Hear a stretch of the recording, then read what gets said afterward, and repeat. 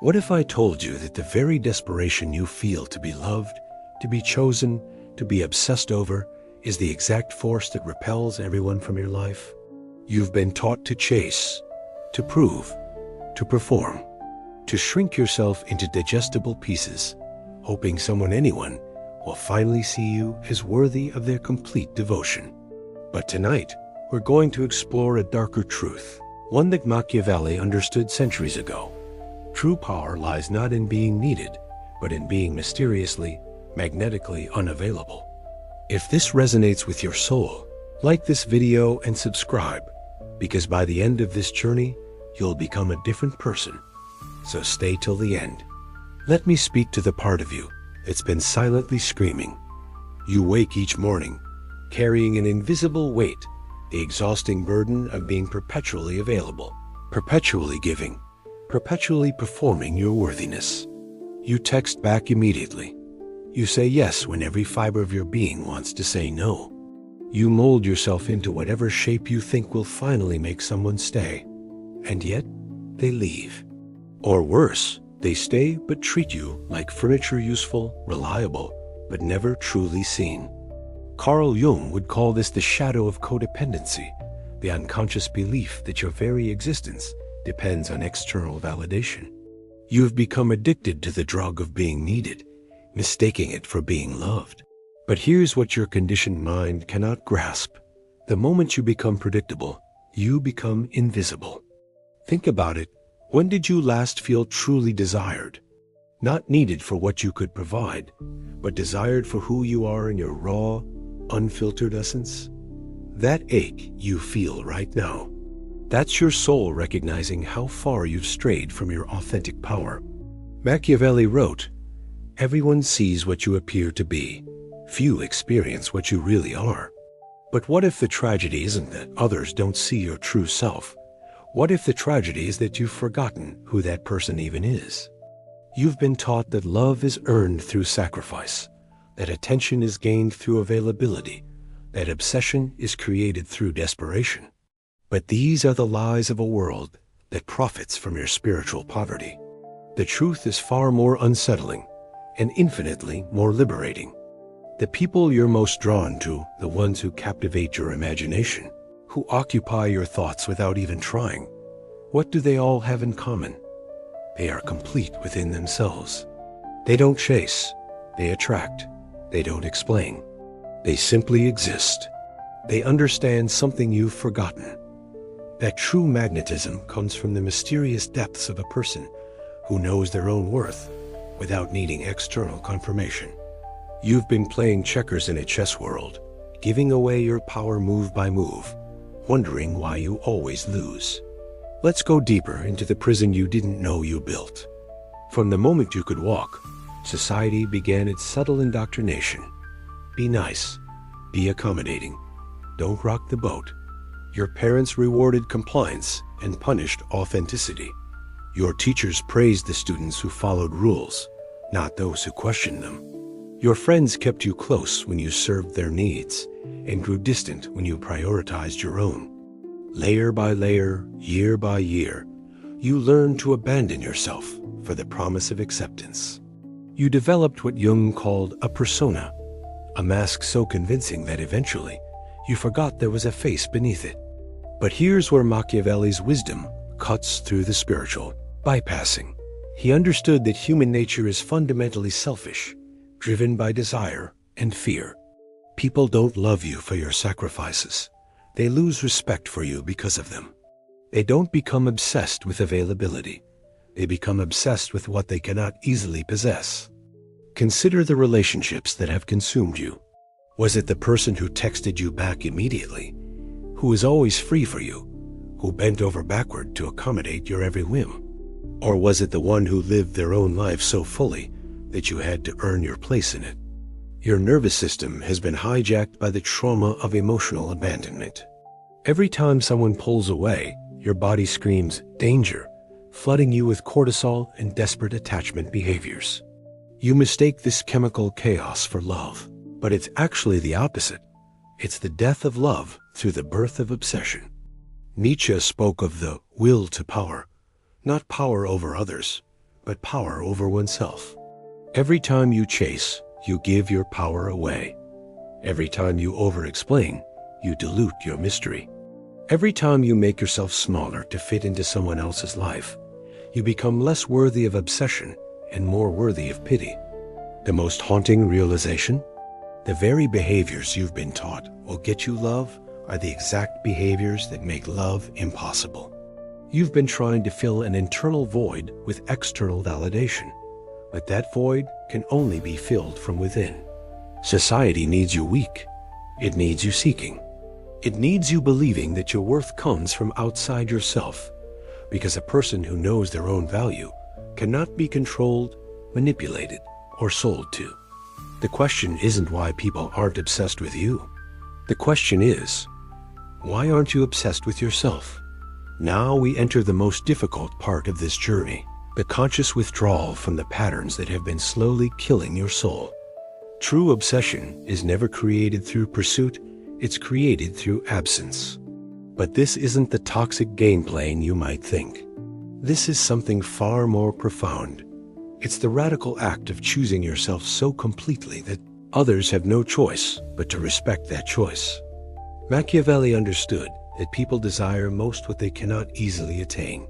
But the spiritual dimension he couldn't articulate is this: when you withdraw your energy from others and redirect it toward your own growth, you become a different kind of person entirely. You develop what mystics call presence, that inexplicable quality that makes others stop and pay attention. Think of a mountain. It doesn't chase the river to its base.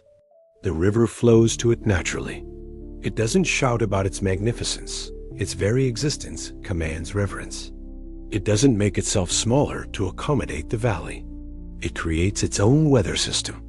This is your invitation to become the mountain. Start with your phone. That device has become an umbilical cord connecting you to everyone else's energy while slowly draining your own. Notice how many times you check it, seeking that dopamine hit of external validation.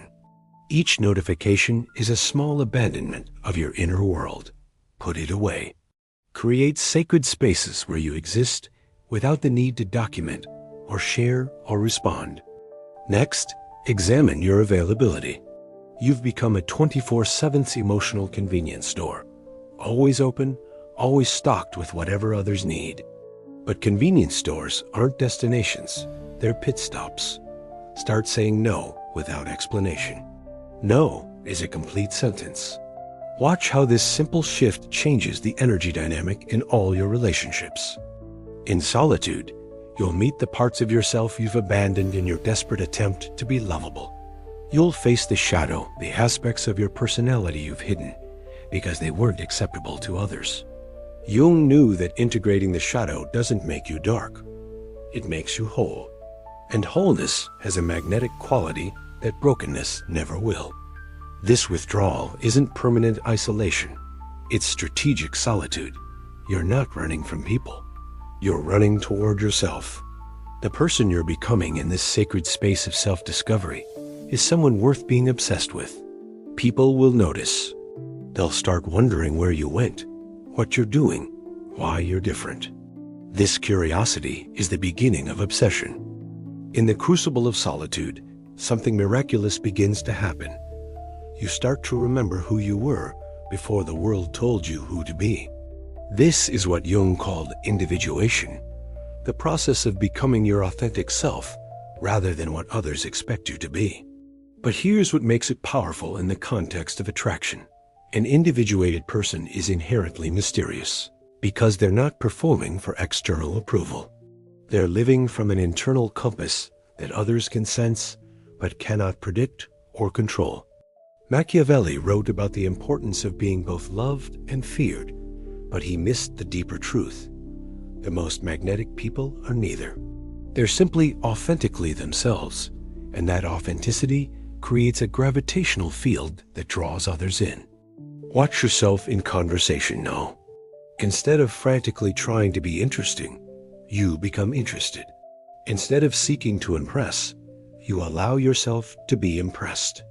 Instead of filling every silence with nervous chatter, you become comfortable with the spaces between words. This shift is alchemical. It transforms you from someone who seeks attention to someone who naturally commands it. Your energy, once scattered across dozens of people and situations, begins to consolidate. You develop what can only be described as presence, that rare quality that makes others feel like they're in the presence of someone real, someone solid, someone worth knowing. The paradox of desire reveals itself. The less you need other people's approval, the more they seek yours. The less available you become, the more valuable your availability becomes. This isn't manipulation. It's the natural law of supply and demand applied to human psychology. But here's the deeper magic. As you become more self-possessed, you also become more genuinely loving. Because you're no longer giving from a place of neediness, your gifts become pure. When you speak, people listen, because they know your words come from depth, rather than desperation. When you're present with someone, they feel it, because you're not mentally calculating what you can get from the interaction. Nietzsche spoke of becoming who you are, and in that becoming, you develop what he called amor fati, love of fate, love of your own path. This self-love isn't narcissism. It's the foundation of all genuine connection. You cannot give what you do not have, and you cannot love others authentically until you love yourself completely.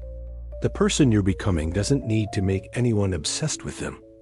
Obsession happens naturally around people who are obsessed with their own growth, their own path, their own magnificent becoming. Now, let me ask you the question that will change everything. What if the very desire to make someone obsessed with you is the thing keeping you from being truly loved? Sit with that for a moment. Feel how it lands in your body. Obsession and love are not the same thing. Obsession is about possession, control, the desperate need to consume another person. Love is about appreciation, space, the ability to witness another's beauty without needing to own it. Which do you actually want? The person you're becoming through this process of conscious withdrawal and self-integration doesn't create obsession. They inspire devotion. Devotion is what happens when someone recognizes genuine value, not when they're caught in the psychological trap of scarcity and pursuit. Think about the people in your life you truly respect and admire. Are they the ones constantly seeking your attention, or are they the ones living their lives so fully that you feel grateful to be included in their world when you are? This is the mirror that Machiavelli couldn't see past. In seeking to make others obsessed with us, we reveal our own obsession with external validation. But when we become truly self-possessed, we no longer need anyone's obsession. We attract genuine connection instead. Jung spoke of projection, how we see in others what we cannot see in ourselves. Every time you've been obsessed with someone, you were seeing in them a quality you believed you lacked. But what if you already possess everything you're seeking in others? What if your own capacity for depth, mystery, and magnetism has just been buried under layers of conditioning and fear? The person who is truly attractive doesn't try to be attractive. They're simply alive in a way that makes others want to be more alive too. They don't create obsession. They inspire transformation. As you continue this journey of return to yourself, notice how the quality of people drawn to you begins to change. The needy, the desperate, the ones who are attracted to your overgiving, they start to fall away. In their place come the self-possessed, the curious, the ones capable of genuine connection rather than desperate attachment. This isn't loss. This is refinement. You're becoming selective, not out of arrogance, but out of self-respect. You're choosing connection over attachment, devotion over obsession, love over need. The question that haunted the beginning of this journey, why doesn't anyone become obsessed with me, reveals itself as the wrong question entirely. The right question is, how do I become so in love with my own life that others are naturally drawn to be part of it? We've traveled far together, from the pain of invisible chains to the liberation of self-possession. Now comes the most important part, integrating these insights into the daily practice of living. This transformation isn't a destination you reach and then maintain effortlessly. It's a daily choice, a moment-by-moment return to yourself whenever you notice you've started performing for others again. And you will notice awareness is the gift you've given yourself through this process. When you feel the old urge to text back immediately, pause. When you want to explain yourself to someone who hasn't earned your explanation, breathe. When you catch yourself shrinking to fit into someone else's idea of who you should be, remember the mountain. Machiavelli taught strategy, but he couldn't teach what you're learning now.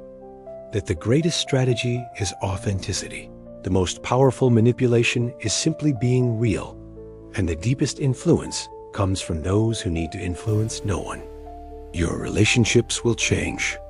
Some people will fall away, those who are attracted to your neediness, who fed off your constant availability, who mistook your lack of boundaries for love. Let them go with gratitude.